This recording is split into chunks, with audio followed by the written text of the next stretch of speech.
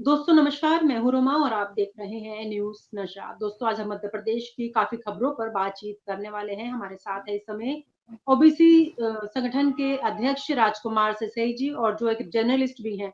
राजकुमार जी स्वागत है आपका, नमस्कार। धन्यवाद।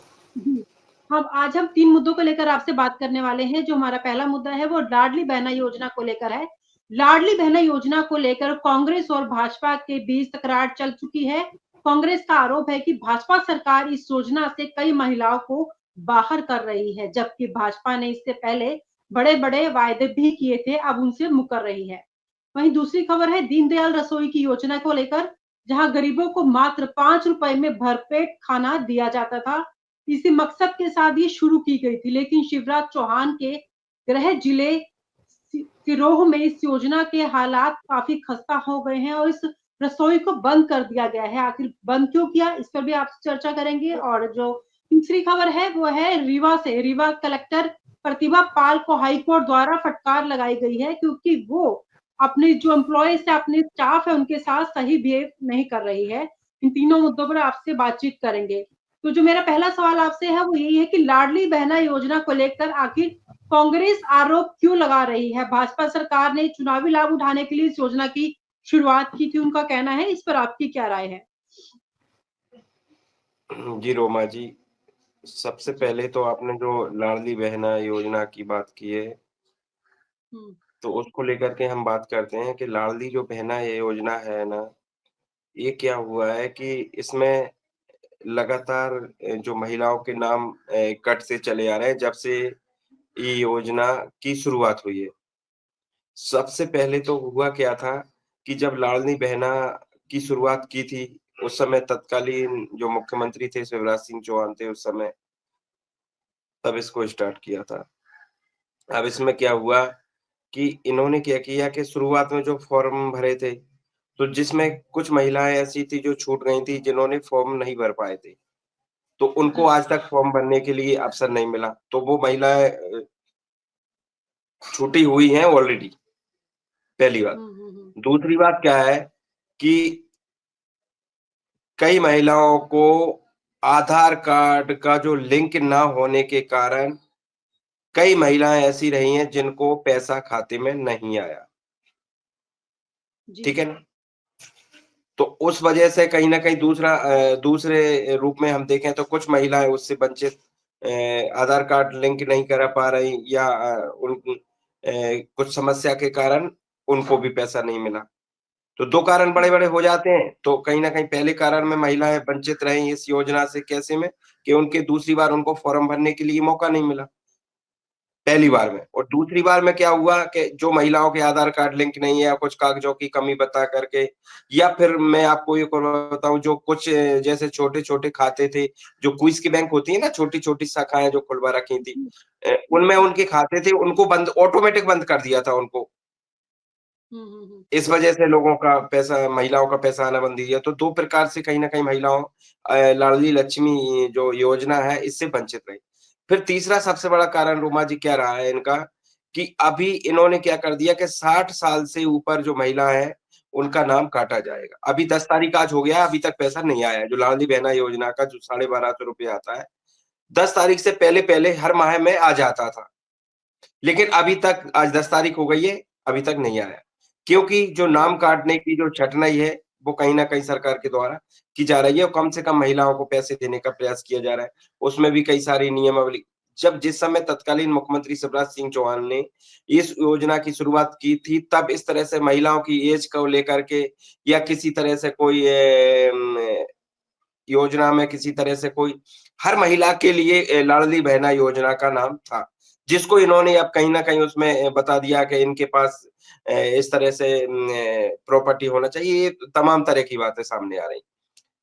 उसमें भी कहीं न कहीं 1,63,000 का जो महिला है, इस बार उनका नाम हुँ। कट चुका है। लगातार हम सोशल मीडिया पत्राचार, पत्रकारिता रिपोर्ट के माध्यम से हम लोग इसको कहीं न कहीं एग्ज़िट ऑपरेटर जहाँ तक जो जानकारी लग रही है। अब तो क्या इसमें भी क्या लगता है है, क्या रोमा जी, इस योजना को बंद करने का भी सिलसिला चल रहा है क्या? बंद भी कर सकते हैं इस योजना को मैं सरकार? आपको बता रहा हूँ, धीरे-धीरे हम वहीं ले जा रहा हूँ मैं आपको। मैं आपको रोमा जी एक बात बताऊँ क्या होता है कि जो सरकार है, जो क्या हुआ है कि अभी मध्य प्रदेश में किसी तरह का कोई चुनाव नहीं है बड़ा, जो ठीक है। कहीं न कहीं भाजपा और कांग्रेस के मैंडेट पर लड़ा जाए इस तरह का चुनाव नहीं है। जैसे मैं आपको एक बात बताऊँ, आज हम कई सारे मुद्दों पे करेंगे जो कि बहुत सारे मुद्दे हैं और महत्वपूर्ण मुद्दे हैं। जैसे कि मैं आपको बताऊँ कि जो मध्य प्रदेश है, इसमें क्या है कई सारे जो चुनाव है ना, वो चुनाव भी अभी नहीं हुए हैं, उसके बारे में भी आज हम विस्तृत रूप से चर्चा करेंगे। तो सबसे पहले हम जी, लाडली बहना की योजना की बात कर रहे हैं, तो इसको थोड़ा-सा पूरा कर लेते हैं। तो इसमें क्या जी, है, इन महिलाओं के नाम काट दिए। अब नाम काट दिए तो कहीं न कहीं उसमें किसी अलग तरह की कोई नियमावली नहीं थी, उस नियमावली को ला रहे हैं। और अभी मध्य प्रदेश में चुनाव ना होने के कारण रोमा जी, अभी 4 साल तक लगभग-लगभग 4 साल तक किसी तरह के कोई बड़े चुनाव नहीं होंगे। इसको लेकर के मुझे पूरा-पूरा लग रहा है कि कहीं न कहीं जो लाडली बहना योजना है, इसको बंद कर सकते हैं ये लोग। हुँ, क्या रहता है, मैं आपको रोमा जी एक बात बताऊँ कि जो भारतीय जनता पार्टी की केंद्र की सरकार हो या तमाम अन्य स्टेटों में हम देख रहे हैं प्रदेश की सरकारें हों, ये क्या करती हैं कि जैसा समय होता है उस हिसाब से कोई नया नियम बना करके नया सिगूपा कहें या नया जुमला छोड़ देते हैं।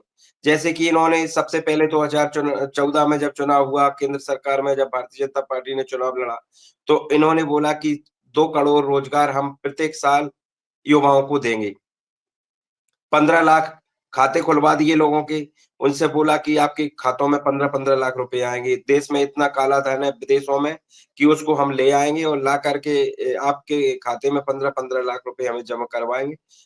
इतना जो विदेशों में जो पैसे वाले हैं भारत के, उनका इतना धन है कि जब हम उसको वापस लाएँगे तो प्रत्येक व्यक्ति के खाते में 15-15 लाख रुपए आ सकते हैं। आज भी हम पुरानी जो कटिंग, वीडियो सब कुछ देख सकते हैं। जब अमित शाह से पत्रकारों ने पूछा तो उन्होंने बोल दिया कि जुमला है। तो मुझे लगता है कि अभी भी ये लाडली बहना योजना जब बंद करेंगे तो बोल देंगे कि ठीक है हमारा जुमला था। ये भी बोल सकते हैं इनका कोई स्तर विहीन है कि इनका कोई स्तर नहीं है, कुछ भी कह सकते हैं। दूसरी बात इसमें भी हम रोमा जी आगे बढ़ते हैं तो बताएँ कि जिस तरह से जो जब भी चुनाव आता है तो एक नया ये एजेंडा तैयार करते हैं और नए एजेंडे के अंतर्गत नया झूठ तैयार करते हैं। अभी जैसे लाडली बहना योजना को बंद कर सकते हैं और बंद कर देंगे तो फिर अगला जब चुनाव आएगा, अभी तो 4 साल तक कोई चुनाव होना नहीं। तो जब चुनाव आएगा तो चुनाव से 6 महीने पहले कोई नई योजना ले आएँगे। और मुझे क्या है कि मेरा मध्य प्रदेश का जो किसान है, मेरा मध्य प्रदेश का युवा है, मेरा मध्य प्रदेश का गरीब है, मेरा मध्य प्रदेश का शोषित दलित आदिवासी है, वो कहीं न कहीं भोला-भाला है। और वो एक कहावत है भेड़िया आएगा, दाना डालेगा और कहीं न कहीं आपको उल्लू बना ले जाएगा। तो इस प्रकार का से एक नए एजेंडे के अंतर्गत एक नया झूठ तैयार करके, नया सिगूपा, नया जुमला तैयार करके और मेरे भोले-भाले मध्य प्रदेश के सभी वर्ग के साथियों को कहीं न कहीं ये जुमले के अंतर्गत मैं बता रहा हूँ ना आपको मध्य प्रदेश का जो वर्ग है ना किसान हैं, दलित हैं, शोषित हैं, आदिवासी हैं, पिछड़े वर्ग के लोग हैं या जो सज्जन लोग हैं, वो कहीं न कहीं थोड़ा-सा इनकी जो चाल को नहीं समझ पाते हैं। लेकिन जहाँ तक है, अब धीरे-धीरे जब हम ओबीसी जन कल्याण संघ के भी माध्यम से और भी हम कई सारे सामाजिक संगठनों के माध्यम से हम सब लोग जब जागरूक कर रहे हैं जनता को क तो धीरे-धीरे जनता की समझ में आ रहा है और मुझे लगता है कि आने वाले समय में इस चीज़ को समझते हुए कहीं न कहीं परिणाम जो है सकारात्मक निकलेंगे और कहीं न कहीं धीरे-धीरे मध्य प्रदेश जागरूक हो रहा है। कल भी हमारी जब डिबेट चल रही थी, तो तब भी हमने बताया था आपको कि मध्य प्रदेश में जो अधिकारी हैं, तो मध्य प्रदेश में चाहे वो छोटे अधिकारी हों, चाहे बड़े अधिकारी हों, चाहे वो किसी की भी डिपार्टमेंट के अधिकारी हों, अन्य स्टेटों की तुलना में, अन्य प्रदेशों की तुलना में यहाँ पे जो वेतनमान है, जो सैलरी है, बहुत कम है। मतलब बड़ा थोड़ी बहुत कम नहीं है, बहुत कम है। चाहे उत्तर प्रदेश देख लीजिए आप, चाहे आप राजस्थान देख लीजिए, अन्य जगह जहाँ भी जाएँगे तो मध्य प्रदेश में सैलरी अब यहाँ पर देख लीजिए कि मध्य प्रदेश में जो टीचर हैं, उनको सैलरी मिलती है लगभग वही मिलती होगी, मान लीजिए 25-30 हज़ार, 35 हज़ार और जबकि उत्तर प्रदेश में देखेंगे तो 70-75 हज़ार और लगभग 80 हज़ार के आस-पास मिलती है। समथिंग मैं बता रहा हूँ तो मैंने बताया जैसे वन विभाग के जो सिपाही हैं, उनको यहाँ पर 30 हज़ार के समथिंग मिलती है, तो राजस्थान में 45 से 50 हज़ार मिलती है। समथिंग आप देखा जाए तो कहीं न कहीं डेढ़ गुनी और 2 गुनी जो सैलरी डेढ़ गुनी से लेकर के 2 गुनी सैलरी हर स्टेट में मिलती है। लेकिन मध्य प्रदेश के साथ इस तरह का दुर्व्यवहार होना बहुत बेहद दुर्भाग्यपूर्ण है। इसका कहीं न कहीं हम विरोध करते हैं और जबकि डबल इंजन की सरकार है। हम देखेंगे तो केंद्र में भी भाजपा की सरकार है, प्रदेश में भी भाजपा की सरकार है और पिछले 10 और 11 साल से केंद्र में भाजपा की सरकार है और पिछले 20 साल के आस-पास से मध्य प्रदेश में सरकार है। तो ऐसे में कहीं न कहीं जिस तरह से जो है सभी वर्गों के साथ जो छलावा किया जा रहा है वो उसका हम लोग विरोध करते हैं और आने वाले समय में जनता को जागरूक करके धीरे-धीरे जनता जागरूक भी हो रही है, धीरे-धीरे समझ रही है।